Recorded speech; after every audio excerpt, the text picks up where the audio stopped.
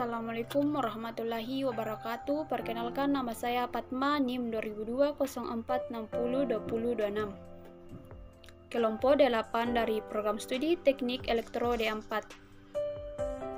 Kami akan mempresentasikan hasil diskusi kami mengenai bahan berbahaya dan beracun atau B3. Materi yang pertama yaitu kategori B3, bahan-bahan berbahaya dan beracun.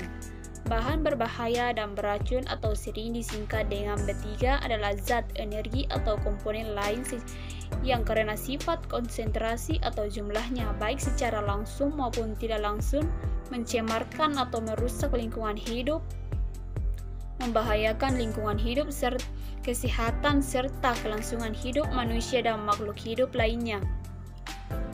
Peraturan Pemerintah Nomor 74 Tahun 2001 mengklasifikasikan B3 dalam 3 kategori yaitu B3 yang dapat dipergunakan, B3 yang dilarang dipergunakan, dan B3 yang terbatas dipergunakan.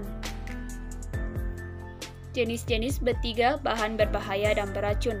Beberapa jenis B3 yang mudah dikenali dan boleh dipergunakan antara lain adalah bahan-bahan kimia seperti amonia, asam asetat, asam sulfat, asam klorida, asetilena, formalin, metanol, natrium hidroksida, termasuk juga gas nitrogen. Sedangkan B3 yang dilarang dipergunakan antara lain aldrin, klorden, DDT, diedrin, endrin, hepatklor, mirex, toxapen, heksaklorobenzene, dan PCBS.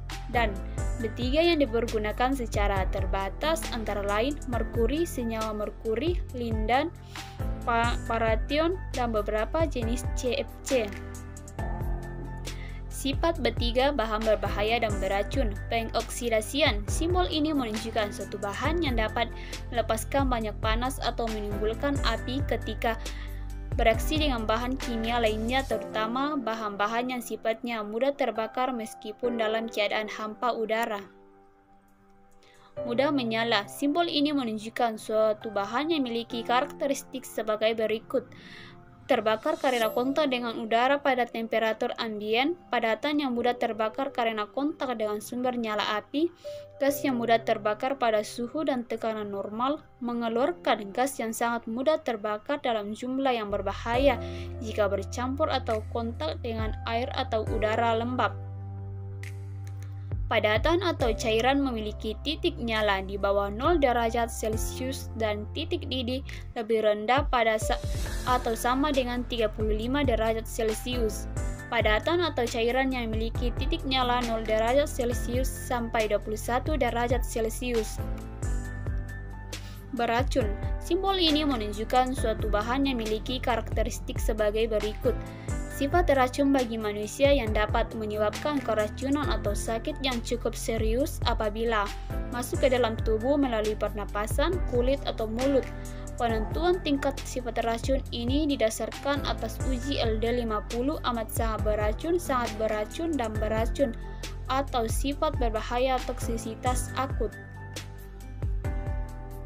Berbahaya. Simbol ini untuk menunjukkan suatu bahan baik berupa padatan, cairan, ataupun gas yang terjadi kontak melalui inhalasi ataupun oral dapat menyebabkan bahaya terhadap kesehatan sampai tingkat tertentu.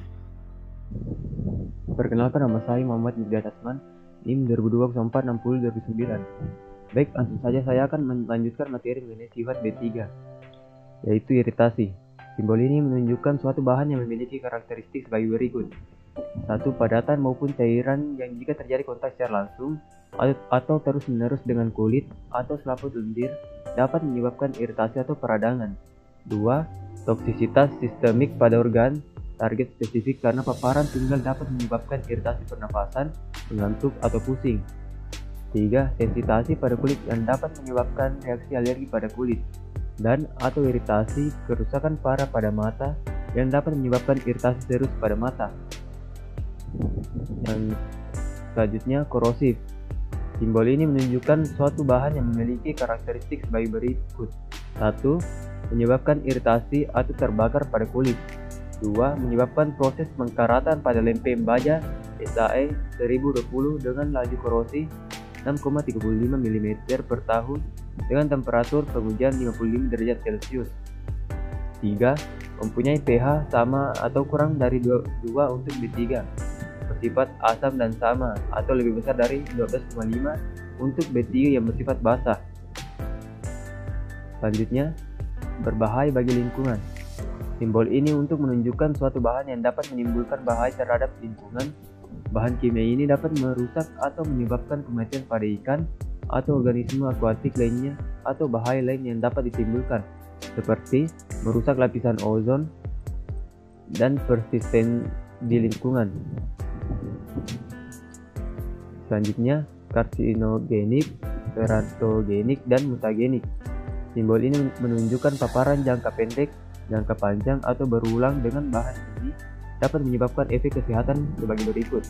Teratogenik yaitu sifat bahan yang dapat mempengaruhi pembentukan dan pertumbuhan embrio. 2. Mutagenik yaitu sifat bahan yang menyebabkan perubahan kromosom yang berarti dapat merubah genetika. 3. Toksisitas sistemik terhadap organ sasaran spesifik. Selanjutnya, gas bertekanan. Simbol ini menunjukkan paparan jangka pendek, jangka panjang, atau berulang dengan bahan ini dapat menyebabkan efek kesehatan sebagai berikut. 1.